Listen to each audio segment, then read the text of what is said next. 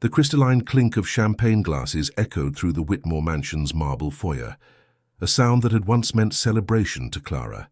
Now, standing in her father's study at 11 o'clock on a Tuesday night, that same sound, drifting from the parlor where her stepmother entertained guests, felt like shards of glass against her skin. "Sign here," Charles Whitmore said, his voice carrying all the warmth of a business transaction.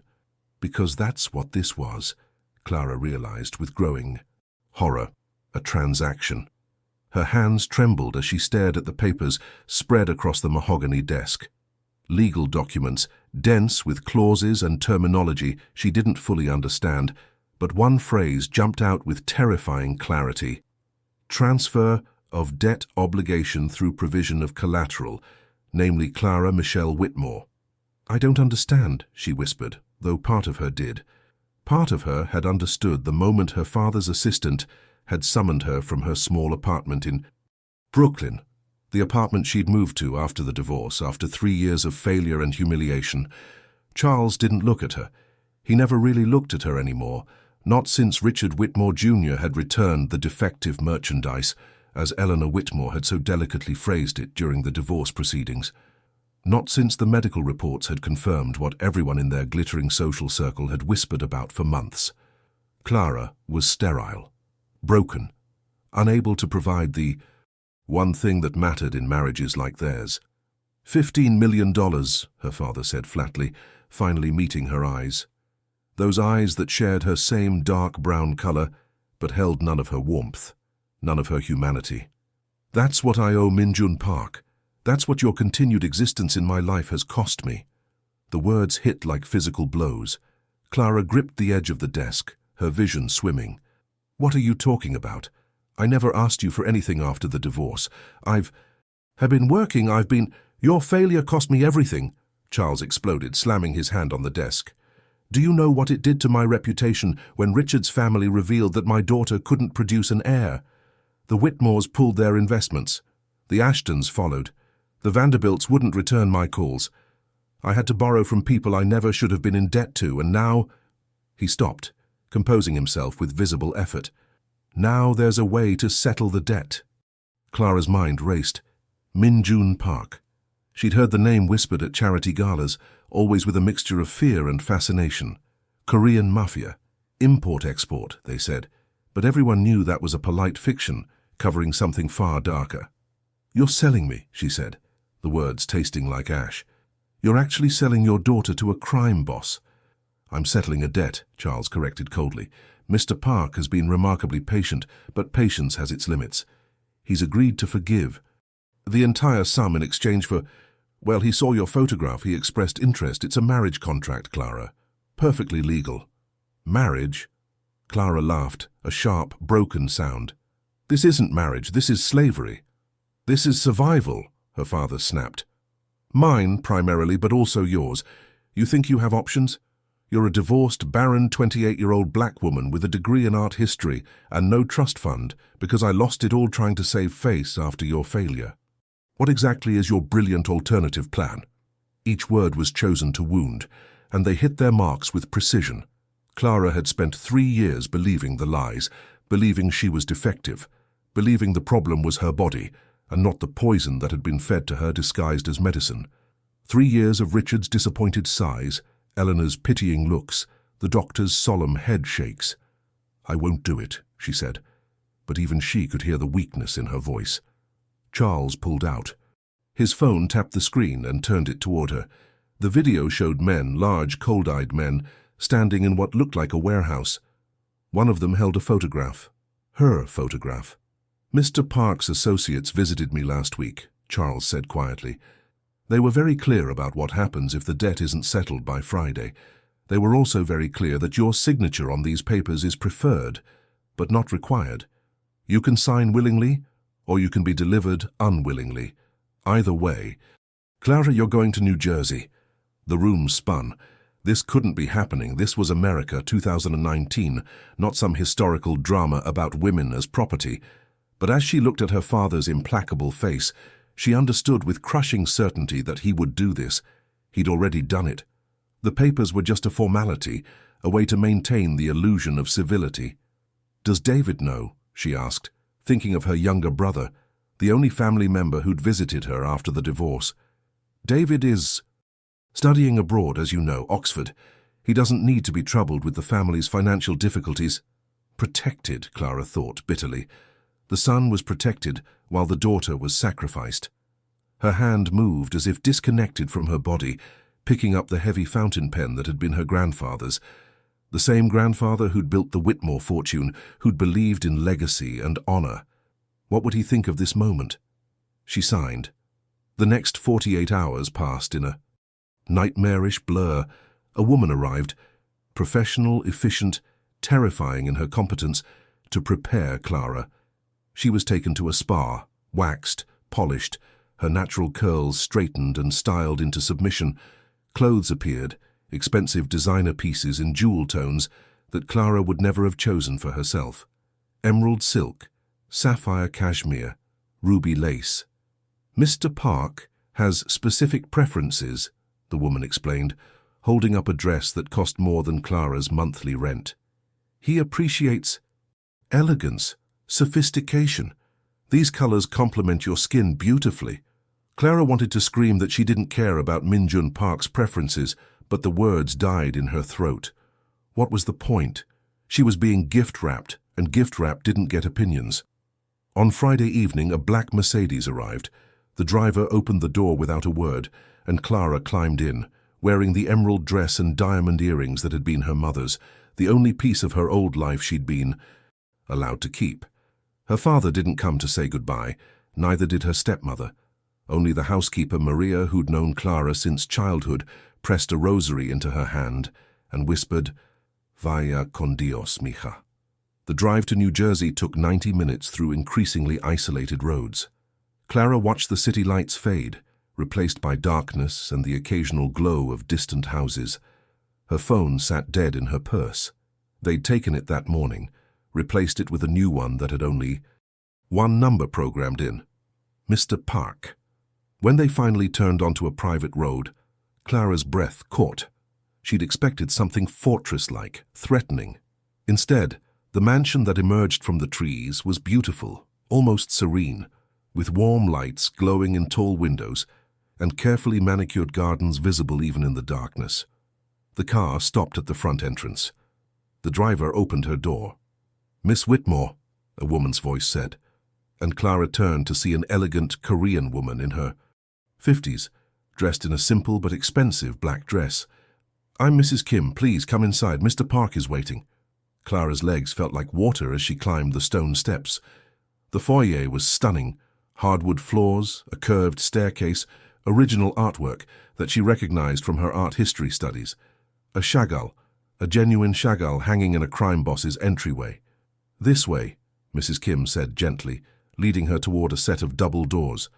Clara's heart hammered so hard she thought it might burst. Through her chest. This was it. She was about to meet the man who'd bought her, who'd paid $15 million for a woman he'd only seen in photographs, who had the power to do whatever he wanted with her, and no one would stop him. The doors opened. The study was warm, book-lined, with a fire crackling in the fireplace despite the mild October evening. And standing by the window, looking out at the gardens, was a man who turned as she entered. Min-jun Park was not what she expected. He was tall, lean, dressed in a perfectly tailored charcoal suit that probably cost more than her father's Mercedes. His face was angular, beautiful in a sharp, almost cruel way, but his eyes, dark and impossibly deep, held something she hadn't anticipated: sadness. "Miss Whitmore," he said, his voice lightly accented, cultured. "Thank you for coming." The absurdity of the politeness nearly made her laugh. "Thank you for coming," as if she'd had a choice.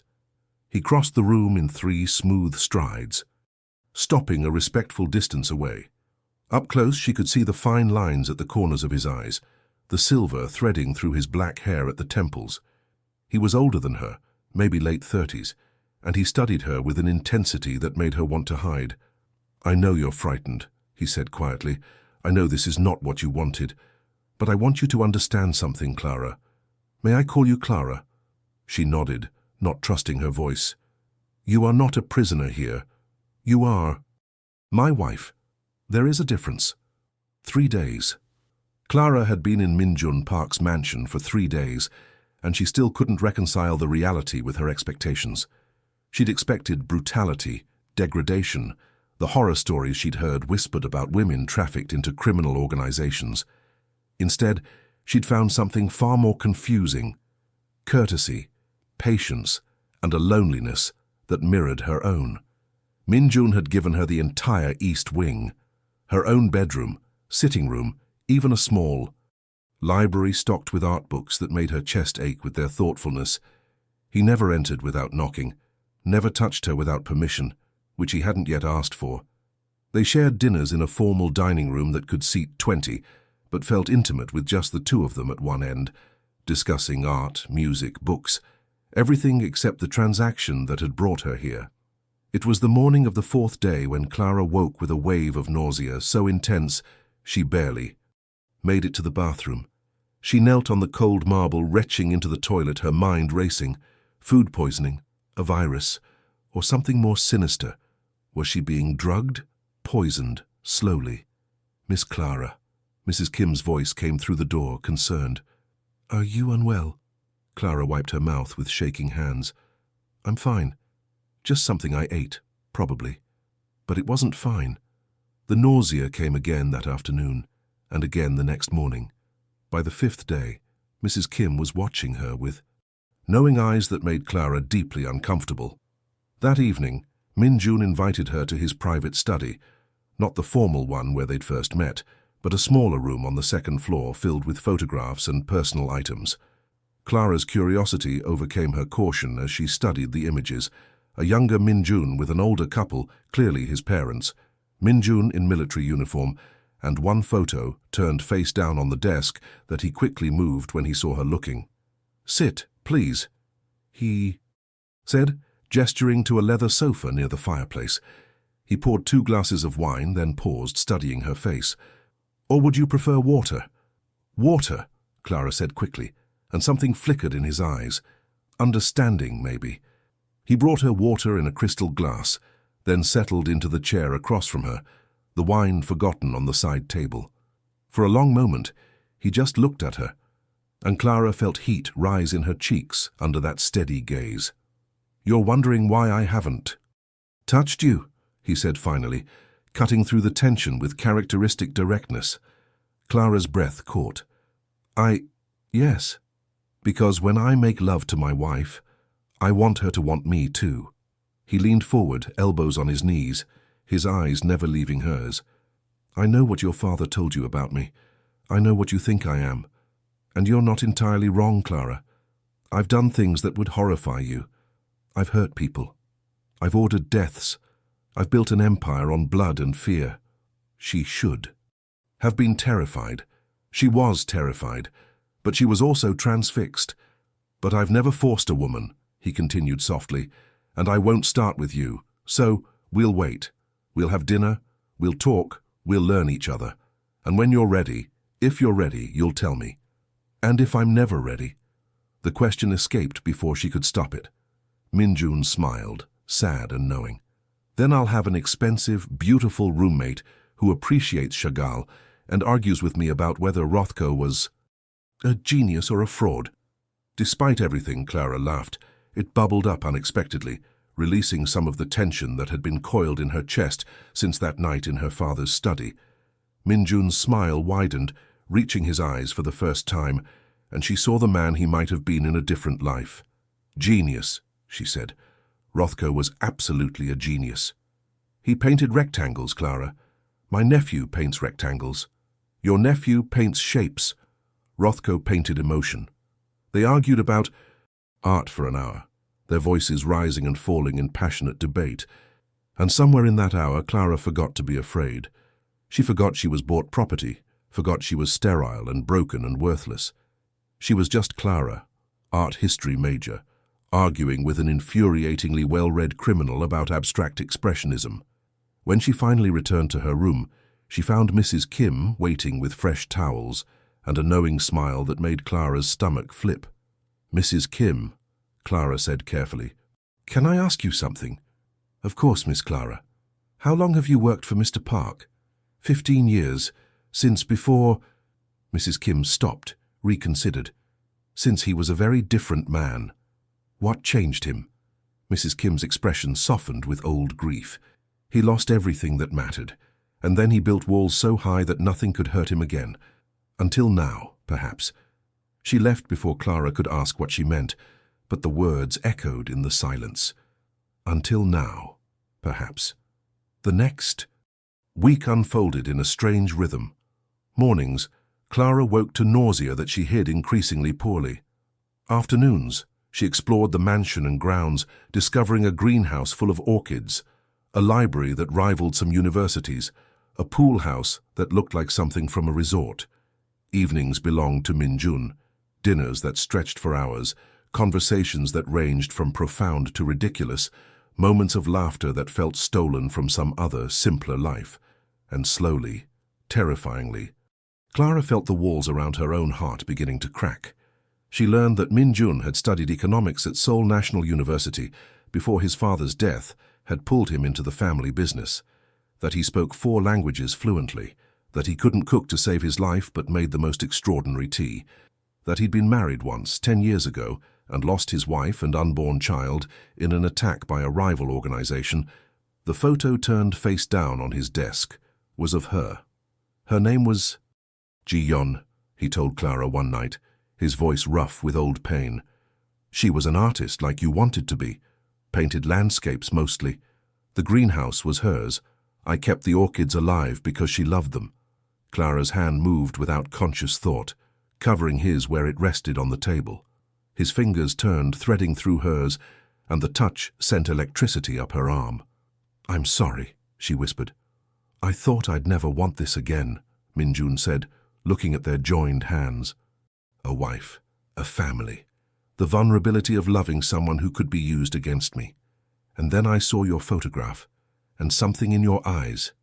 He trailed off, shook his head. Your father thought he was selling me damaged goods. He has no idea what he gave me. That night when Min-jun walked Clara to her door, he paused, his hand coming up to cup her face with a gentleness that made her breath catch. May I kiss you? She should say no. She should remember that this man had bought her, that this whole situation was insane, that she was probably experiencing some kind of Stockholm syndrome. But when she looked into his eyes, she saw the same loneliness that had haunted her for 3 years, the same desperate hope for connection. Yes, she breathed. His lips met hers softly, questioningly, giving her every chance to pull away. She didn't. Instead, she leaned into him, her hands fisting in his shirt, kissing him back with 3 years of pent-up longing and loneliness, and the desperate need to feel wanted. When they finally broke apart, both breathing hard, Min-jun rested his forehead against hers. Tell me to stop and I will. Tell me to walk away, and I'll go to my room, and you'll never have to... Don't stop, Clara interrupted. Please don't stop. He swept her into his arms, carrying her through the door she'd thought would remain a barrier between them, and Clara discovered that her body wasn't broken at all. It had just been waiting for someone who touched her, like she was precious, who whispered her name like a prayer, who made love to her with a desperate tenderness that shattered every defense she'd built. Afterward, lying in Min-jun's arms in her bed, Clara felt the nausea rise again.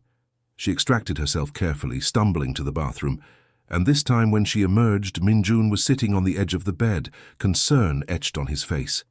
How long? He asked quietly. How long what? How long have you been sick in the mornings? Clara's heart stopped. A week, maybe more. I thought maybe I was being poisoned, or... Min-jun's laugh was sudden, bright, transforming his face. Poisoned? Clara, my beautiful, brilliant Clara, has it not occurred to you that there might be another explanation? The pregnancy test sat on the marble bathroom counter like an accusation, like a miracle, like a bomb about to detonate Clara's entire understanding of reality. 2 pink lines. Positive. Impossible. I can't be pregnant, Clara whispered, staring at her reflection in the mirror. Her hand moved to her still flat stomach. The doctors said, they showed me the tests, the scans. They said my uterus was inhospitable, that my hormone levels were all wrong, that I would never... Minjun appeared in the doorway behind her, his reflection meeting hers in the mirror. What exactly did these doctors say? Word for word, if you can remember. Clara closed her eyes, remembering those sterile offices, Eleanor Whitmore's perfectly manicured hand. On her shoulder, the sympathetic doctor's voice. Dr. Richardson said my progesterone levels were critically low, that my uterine lining was insufficient, that even with fertility treatments, my chances of conception were less than 5%, and carrying to term was virtually impossible. Dr. Richardson, Minjun repeated slowly. Eleanor Whitmore's personal physician. The implication hit Clara like ice water. She turned to face him, her legs suddenly weak. No, she wouldn't, even Eleanor. Wouldn't she? Minjun's voice was soft, dangerous. Think, Clara, who benefited from your infertility? Who wanted you out of that family badly enough to ensure you could never give them what they demanded? Clara's mind raced backward through 3 years of humiliation. The monthly doctor's appointments that Eleanor had insisted on attending. The supplements Eleanor had personally delivered to her door. The special fertility tea that had made her nauseous and dizzy. The way Richard had grown colder with each negative test, each failed month, until he'd looked at her with nothing but disgust. She wanted Richard to marry Senator Ashton's daughter, Clara breathed. She said it during the divorce proceedings, that Richard needed a wife who could give him heirs and political connections, not a barren black girl who brought nothing to the family. Minjun's jaw tightened, fury flickering in his eyes. I'm going to make a call. Don't move. He disappeared, and Clara heard his voice in the bedroom, speaking rapid Korean. She looked at the test again, at those 2 pink lines that rewrote her entire history. Every moment of shame, every pitying look, every whispered comment about her failure, all of it built on lies. Minjun returned with Mrs. Kim, who took one look at the test and broke into a smile so radiant it transformed her usually reserved face. "Oh, Miss Clara, a baby, Mr. Park's baby." "We need confirmation," Minjun said, but his hand was shaking slightly as he pulled out his phone. "I'm calling Dr. Song. She's discreet, brilliant, and she owes me several favors. She'll come here, run proper tests." 2 hours later, Dr. Song, an elegant woman in her 40s with kind eyes and efficient movements, confirmed what the drugstore test had proclaimed. Clara was approximately 6 weeks pregnant, healthy, normal, perfectly capable of carrying a child to term. "Your hormone levels are actually excellent," Dr. Song said, reviewing the blood work she'd processed in Minjun's surprisingly well-equipped medical room. "Progesterone, estrogen, HCG, all exactly where they should be. I see no reason why you couldn't have a completely normal pregnancy." "But I was told..." Clara's voice broke. Dr. Song's expression hardened. "You were told lies, Mrs. Park. If you can get me your medical records from Dr. Richardson, I suspect we'll find they were falsified. It's not as uncommon as you'd think, especially when there's money or social pressure involved." After Dr. Song left with promises to return for weekly checkups, Clara found herself alone with Minjun in his study. He poured himself a whiskey with shaking hands, downed it, then set the glass down, and turned to her with an expression of such raw vulnerability that her breath caught. "A child," he said hoarsely. "After Ji-yeon, I thought, I never imagined I'd have another chance at this." Clara crossed to him, taking his hands in hers.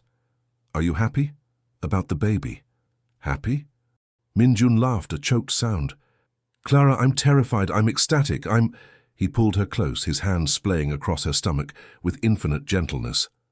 "I'm going to protect you both with everything I have. No one will ever hurt you again." But even as she melted into his embrace, Clara's mind was spinning. Eleanor Whitmore had stolen 3 years of her life, had convinced her she was broken, had destroyed her marriage and her self-worth with calculated lies, and her father had sold her. Off without a second thought, never questioning whether the daughter he'd discarded might have value after all. "I want to see them," Clara said suddenly, pulling back to look at Minjun. "My father, Eleanor. I want them to know." Minjun's expression turned calculating. "That could be dangerous. Your father knows what you are to me now. If he realizes you're carrying my child, my heir, it changes the equation entirely. Good, Clara said, surprised by the steel in her own voice. Let it change. I spent 3 years believing I was worthless. I want them to see exactly what they threw away. A slow smile spread across Minjun's face, proud and fierce. My wife has claws. I like it. He pulled out his phone. I'll arrange it. Dinner at Le Bernardin, somewhere public and elegant. They won't dare make a scene. I want it to be at their house, Clara countered. I want to walk into that mansion on your arm, pregnant with your child, and watch Eleanor's perfect world crumble. Minjun studied her for a long moment, then nodded. Then that's what we'll do, but Clara, once we do this, there's no going back. Your father will see you as either an asset to reclaim or a threat to eliminate. Are you ready for that? Clara thought of the girl who'd signed those papers in her father's study, trembling and defeated. That girl was gone. In her place stood a woman who'd discovered her own strength, who'd been loved by a dangerous man and found herself loving him back, who carried life. Inside her, despite everyone insisting she was barren.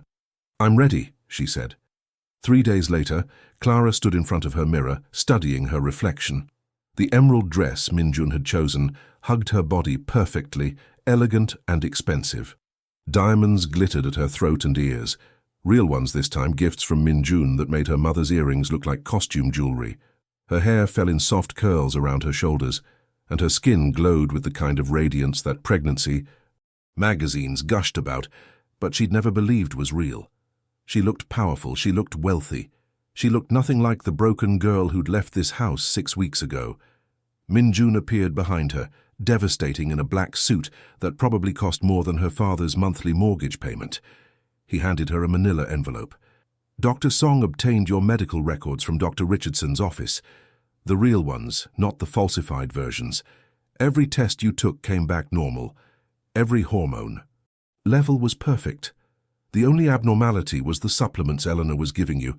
They contained a medication that suppresses fertility temporarily. Dr. Song confirmed it. Clara's hands trembled as she took the envelope. Proof. She had proof of what they'd done to her. Are you sure you want to do this? Minjun asked softly. She met his eyes in the mirror. I've never been more sure of anything. The drive to Greenwich took an hour. Clara watched the familiar landscape roll by, remembering the countless times she'd made this journey as Charles Whitmore's disappointing daughter. The gates opened when Minjun's driver presented credentials. Her father was clearly expecting them, though Clara doubted he knew what was coming. The butler who opened the door was new, someone Clara didn't recognize, but his eyes widened when he saw her, saw the diamonds, saw Minjun's possessive hand at the small of her back. Miss Clara, he stammered, I'll inform Mr. Whitmore that you've arrived. No. Need, Clara said coolly. I know the way. She walked through her childhood home like a queen through a conquered territory, Minjun a silent, dangerous presence beside her. From the dining room she could hear voices, her father, Eleanor, and others. Of course there were others. Her father never missed an opportunity to network. Clara pushed open the dining room doors. The conversation died instantly. 8 faces turned toward her, her father at the head of the table, Eleanor beside him, and 6 members of Greenwich's social elite, mid-bite in what was clearly an elaborate dinner party. Charles Whitmore's face went through several colors before settling on a dangerous red. Clara, this is unexpected. Is it? Clara glided into the room, acutely aware of every eye tracking her movement. I thought you'd want to know how your investment is paying off, Father. Eleanor Whitmore's fork clattered against her plate, the sound sharp in the suffocating silence. Her face had gone white, her eyes fixed on the diamonds at Clara's throat, with an expression that mixed horror and calculation. The other dinner guests, the Ashtons, the Vanderbilts, people who'd whispered about Clara's failure for 3 years, looked between the Whitmores and their unexpected visitors with the hungry fascination of spectators at a gladiatorial match. This is a private dinner, Charles said, his voice tight with controlled fury. Whatever business you have can wait until... Oh, I think your guests will find. This interesting, Clara interrupted smoothly, channeling every ounce of confidence Minjun had awakened in her. After all, they were so concerned about my condition, my infertility, the tragic failure that destroyed my marriage to poor Richard. Eleanor rose from her chair, her napkin falling forgotten to the floor. Clara, perhaps we should speak privately. No. The word cracked like a whip. Clara moved further into the room, Min-jun a silent shadow at her side. She could feel the danger. Radiating from him, could see how the other guests unconsciously leaned away. They knew who he was, what he was. I spent 3 years having private conversations with you, Eleanor. 3 years of doctor's appointments and supplements and sympathetic smiles while you systematically destroyed my life. I think it's time we had a public conversation instead.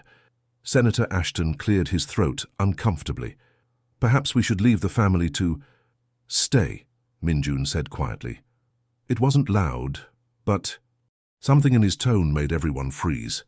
I think you'll want to hear this. After all, some of you invested heavily in the Whitmore family based on certain assumptions about bloodlines and heirs. Those assumptions were false. Clara placed the manila envelope on the table in front of her father. Medical records. The real ones, not the forgeries Eleanor's pet doctor provided. Every test I took during my marriage came back normal. My hormone levels were perfect. The only thing wrong with me was the medication your wife was feeding me, a fertility suppressant that made conception impossible. The gasp came from Margaret Vanderbilt. Eleanor's face had gone from white to a sickly grey. That's absurd, Charles blustered, but his hand shook as he reached for the envelope. Eleanor would never— This is slander, Clara. I could have you arrested for— For what? Telling the truth? Clara's laugh was bitter. You sold me, father. You literally sold your daughter to settle your debts. You don't get to threaten me with police anymore.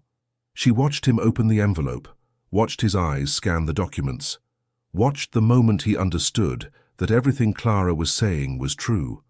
The fury in his expression transformed into something far more dangerous: calculation. You're pregnant, Eleanor whispered, her gaze dropping to Clara's stomach. Oh God, you're pregnant with his child. The revelation rippled through the dinner guests like a shockwave. Clara saw the moment her father's mind made the same leap Eleanor's had, saw him realize that his grandson, his blood, his potential heir, would be born into a crime family instead of Greenwich society. Impossible, Charles said, but the word lacked conviction. The doctors lied, Clara said simply, on Eleanor's orders. She wanted Richard to marry Melissa Ashton, wanted that political connection more than she wanted me in the family. So she made sure I could never give Richard children. And you, father, you believed her so completely that when your debts came due, you threw me away without a second thought. Melissa Ashton made a small sound of distress. Her father's face had gone purple with rage, his eyes fixed on Eleanor Whitmore with betrayal and fury. Eleanor? Charles turned to his wife, and for the first time Clara saw genuine uncertainty in his face. Tell me this isn't true. But Eleanor couldn't. Her silence was damning, her inability to meet anyone's eyes a confession more powerful than words. You destroyed my daughter's life, Senator Ashton said, rising from his chair. You sabotaged my family's potential alliance with the Whitmores because of your scheming, and now— He looked at Clara, at Min-jun, at the disaster unfolding. Now, there will be no alliance at all. The Vanderbilts stood as well, Margaret fixing Eleanor with a look of pure disgust. We invested $3 million in Whitmore Industries based on the promise of a merger with the Ashtons. I want that money back. Charles, by Monday. Wait. Charles stood, panic bleeding through his carefully maintained control. This is a family matter, a misunderstanding. We can resolve. There's nothing to resolve, Clara said, her voice steady despite her racing heart. I came here to tell you 3 things. First, that I'm pregnant, healthy, and the medical condition you used to justify discarding me never existed. Second, that I have proof of everything Eleanor did, and I'm not afraid to use it. And third, she placed her hand on her stomach, a protective gesture that made Min-jun's hand cover hers. This child, your grandchild, will never know you. You threw away your daughter. You don't get her son. Son? Charles's voice cracked. You're having a son? We don't know yet, Min-jun interjected smoothly, speaking for the first time since they'd entered. But boy or girl, this child will be raised with love, protection, and the knowledge that they are wanted, unlike their mother was. The pointed barb hit home. Charles flinched, and for just a moment Clara saw something that might have been regret flicker across his features, but it was gone in an instant, replaced by cold rage. "You can't do this," he said, his voice low and dangerous. "That child is my blood, Whitmore blood. You think I'll let you raise my grandchild in a criminal organization? Let my heir be corrupted by—" "Your heir?" Clara's laugh was sharp as broken glass. "You lost the right to call this baby your heir when you sold. To me like property. This child is Min Jun's, this child is mine, this child has nothing to do with you." "I'll fight you," Charles threatened, his hands clenching into fists. "I'll take you to court. You'll do nothing," Min Jun said, and the quiet menace in his voice made everyone in the room go still. "Because if you make any move toward my wife or my child, I will destroy everything you have left. The Ashtons and Vanderbilts pulling their investments is just the beginning. I know about the offshore accounts, Charles, the creative accounting, the bribes to city officials. I know everything, and I have proof of all of it." Charles's face went white. "You're threatening me." "I'm promising you." Min Jun's smile was cold. "Stay away from Clara. Stay away from our child, and maybe you get to keep your freedom and what little remains of your fortune." Clara felt a surge of fierce love for this dangerous man who'd bought her and then given her back herself. She straightened, her shoulders meeting her father's gaze one last time. "Goodbye, Father," she said. "I hope it was worth it." She turned to leave, Min Jun's hand firm and reassuring at her back, when a voice stopped them. "Clara, wait." David stood in the doorway, and Clara's heart clenched at the sight of her younger brother. He looked older than the last time she'd seen him, his face drawn with something that might have been guilt or grief or both. "David," she breathed, "I thought you were at Oxford." "Father called me home." David's eyes flickered to Charles, to Eleanor, to the wreckage of the dinner party. "He said there was a family emergency. He didn't tell me what it was, but His voice cracked. "Clara, I'm so sorry, I didn't know about any of it. If I had known what he was planning to do to you—" "But you didn't know," Clara said gently, because David was 23 and still believed their father was capable of honor. "You were protected, the way I never was."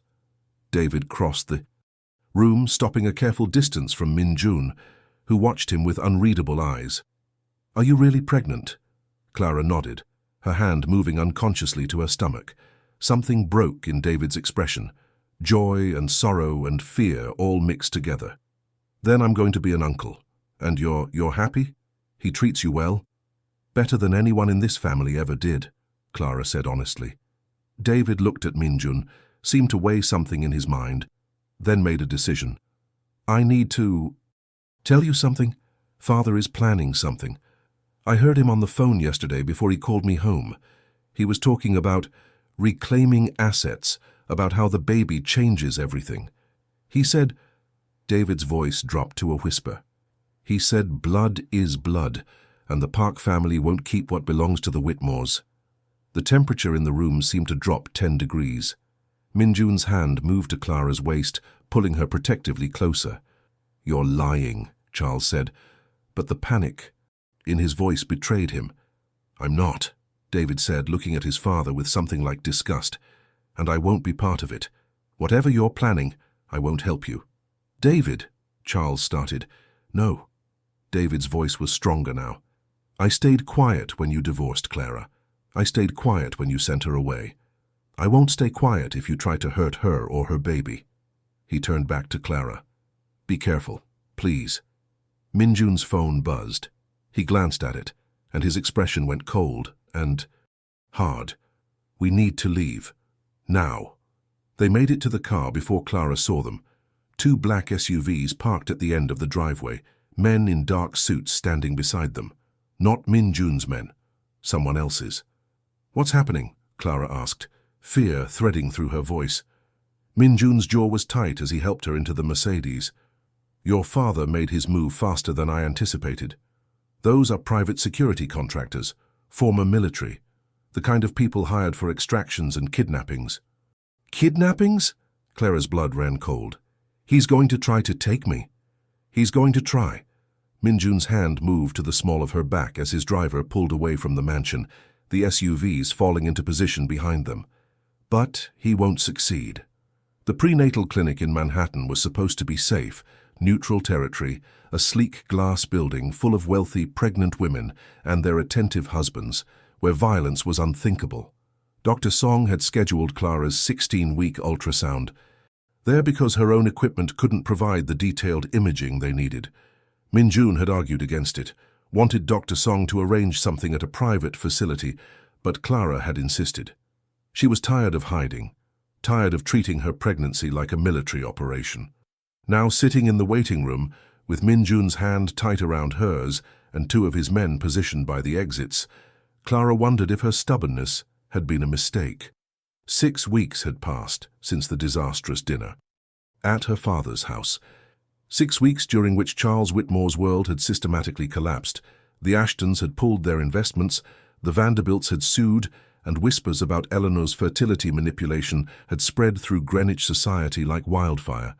Clara had heard through David, who called secretly every few days, that her father was desperate, unraveling, making increasingly erratic decisions. Mrs. Park, a nurse, appeared in the doorway. Dr. Chen is ready for you. Clara stood, Minjun rising with her, his body tense with hypervigilance that had become constant over the past month and a half. They followed the nurse down a quiet hallway to the ultrasound room, Minjun's men taking positions outside. The examination was routine at first. Dr. Chen, a cheerful woman in her 50s, spread gel across Clara's now visible bump and pressed the transducer against her skin. The heartbeat filled the room, strong, steady, perfect, and Clara watched Minjun's face. She transformed with wonder as he saw their child on the screen for the first time. Everything looks excellent, Dr. Chen said, moving the wand to get different angles. Baby is measuring right on track. Would you like to know the sex? Clara looked at Minjun, who nodded, his hand gripping hers almost painfully tight. It's a boy, Dr. Chen announced with a smile. A son. Clara watched a single tear slide down Minjun's cheek, watched him reach out to touch the screen where their baby's image flickered. She thought of Ji-yeon, of the child Minjun had lost 10 years ago, of the wound that had never fully healed. James, Minjun whispered. If you want... James Minjun Park, Clara agreed, her own eyes filling. It's perfect. They were still staring at the ultrasound images when the lights went out. The backup generators kicked in immediately, bathing the hallway in red emergency lighting. But Minjun was already moving, pulling Clara behind him, his other hand going to the gun she knew he carried. The door burst open and one of his men appeared, blood streaming from a cut above his eye. Sir, we have a situation. Multiple hostiles in the building, professional grade. They came in through the service entrance and took out building security. This was planned. Minjun's face went cold and deadly. How many? At least 6 that we've seen. They're sweeping floors, looking for... An explosion rocked the building. Not close, maybe 2 floors down, but enough to make. The walls shudder and Clara's heart spike with terror. That was a distraction, Minjun said, his tactical mind already working. They want us to evacuate, funnel us into a specific exit where they'll be waiting. He turned to Clara, framing her face with his hands. Listen to me. We're going up, not down, to the roof. I have a helicopter on standby 2 blocks away. Can you run? Clara nodded, adrenaline overriding fear. Minjun's phone buzzed, and he answered it, his expression darkening as he listened. That was building security, he said, ending the call. They have footage. The men who entered are led by someone matching your brother's description. David? Clara's world tilted. No, David wouldn't. He warned us. I'm sorry, Clara. Minjun's voice was gentle despite the chaos. But we need to move now. They ran. Through emergency stairwells that echoed with distant shouts and the wail of alarms, Minjun's remaining man leading while Minjun stayed protectively at Clara's back. Her 16-week pregnant body protested the exertion, but terror gave her strength.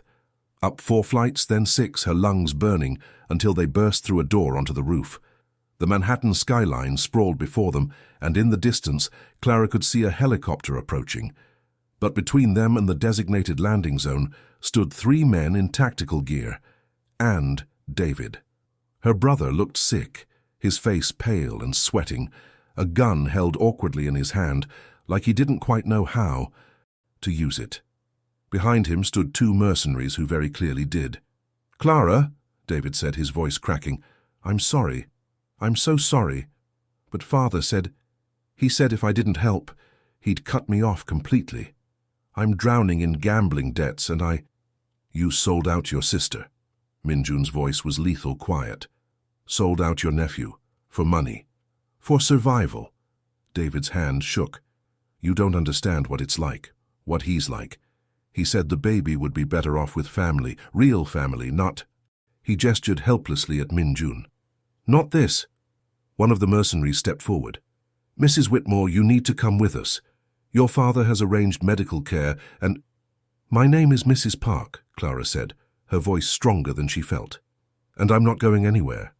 The mercenary's expression hardened. "We can do this the easy way or the hard way, ma'am, but you're coming with us either way." Everything happened at once. The mercenary reached for Clara. Minjun moved with deadly speed, his gun coming up. David screamed something, and then the helicopter was overhead, the downdraft from its rotors creating chaos, and Minjun's reinforcements were rappelling down ropes like something from an action movie. The fight was brief and brutal. Minjun's men were trained, efficient, and utterly ruthless. Within 90 seconds, both mercenaries were on the ground, disarmed and restrained. David had dropped his gun and fallen to his knees, sobbing. Minjun stood over him, his gun pointed at David's head, and Clara saw murder in his eyes. "Don't," she said, stepping forward despite the danger, despite everything. "Minjun, please. He's still my brother." "He tried to kidnap you," Minjun said, his voice shaking with rage. "He put you and our son at risk. He deserves to live with what he's done," Clara interrupted. "Death would be mercy. Let him watch our family thrive while he has nothing." Minjun stared at her for a long moment, then slowly lowered the gun. He turned to David, who was still on his knees, tears streaming down his face. "Tell your father this," Minjun said coldly. He had his chance. He threw Clara away when he thought she was worthless, and now he wants her back because she's proven her value. But she's not his anymore. She never will be again. And if he makes one more move toward my wife or my son, I won't show mercy. I'll destroy him so completely that the Whitmore name will be forgotten within a generation." He holstered his gun and turned to Clara, his expression softening. "Can you make it to the helicopter?" Clara nodded, and he swept her into his arms despite her protests, carrying her to where the helicopter had landed. As they lifted off, she looked down at the rooftop, at David still kneeling among the chaos, and felt something break and heal simultaneously in her chest. The pain came 3 hours later. They'd made it back to the New Jersey mansion. Minjun had called Dr. Song, and Clara had been trying to convince everyone she was fine when the first contraction hit. Sharp, violent, wrong at only 16 weeks. "No!" she gasped, doubling over. "No, no, no, it's too early!" Minjun caught her before she fell, his face white with terror. "Get Dr. Song here now!" he shouted to someone.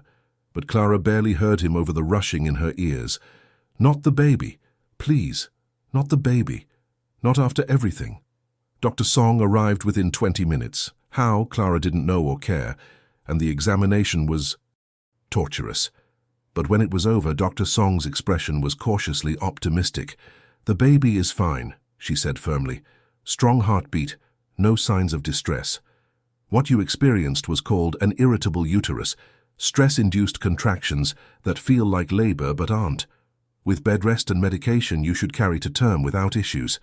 "Should," Minjun's voice was hoarse. "Will," Dr. Song corrected gently. "This baby wants to be born, Mrs. Park.